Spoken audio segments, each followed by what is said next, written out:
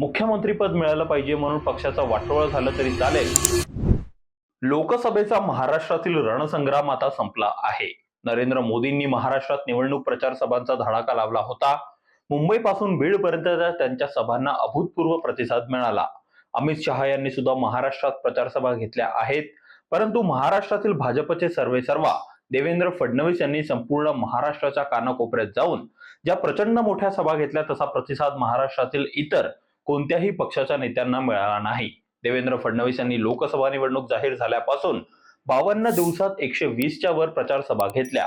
नुसत्या प्रचार सभा घेतल्या नाहीत तर आपल्या पक्षाच्या उमेदवारांचे उमेदवारी अर्ज भरताना तिथे ते हजर राहिलेच. आपल्या मित्रपक्षांच्या उमेदवारांचे अर्ज भरताना सुद्धा त्यांनी हजेरी लावली आहे. आपला उमेदवारी अर्ज भरताना देवेंद्र फडणवीस यांनी आलंच पाहिजे हा जसा भाजप उमेदवारांचा आग्रह होता तसाच शिंदे गटाच्या आणि अजित पवार गटाच्या उमेदवारांचा सुद्धा आग्रह होता. देवेंद्र फडणवीसांच्या महाराष्ट्रातील लोकप्रियतेमुळे आपल्या मतदारसंघात त्यांची एकतरी प्रचार सभा व्हावी, त्यामुळे आपल्या विजयाचा मार्ग सुकर होईल अशी महायुतीच्या सर्वच उमेदवारांना खात्री वाटते. इतका विश्वास देवेंद्र फडणवीसांनी उमेदवारांच्या मनात निर्माण केलाय.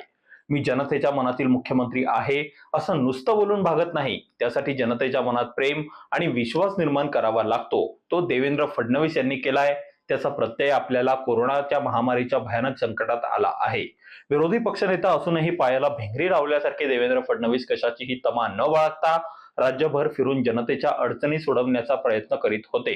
दुसऱ्या बाजूला ब्रह्मांडातील एक नंबरचे मुख्यमंत्री घरात बसून फेसबुक लाईव्ह करत बसले होते. 105 आमदारांचा पाठिंबा असूनही पक्षहितासाठी मुख्यमंत्री पदाचा हव्यास न धरणारे देवेंद्र फडणवीसांनी आपल्यालाच मुख्यमंत्रीपद मिळालं पाहिजे म्हणून पक्षाचा वाटोळा झालं तरी चालेल, पक्षाने जन्मापासूनच जी विचारधारा अंगीकारली आहे तिला तिलांजली द्यावी लागली तरी चालेल, परंतु मुख्यमंत्री पदाचा हव्यास धरणारे उद्धव ठाकरे, इथेच देवेंद्र फडणवीस आणि उद्धव ठाकरे यांच्यातील फरक स्पष्ट होतो. महायुती 45 जागा जिंकेल असा देवेंद्र फडणवीस यांनी विश्वास व्यक्त केला आहे.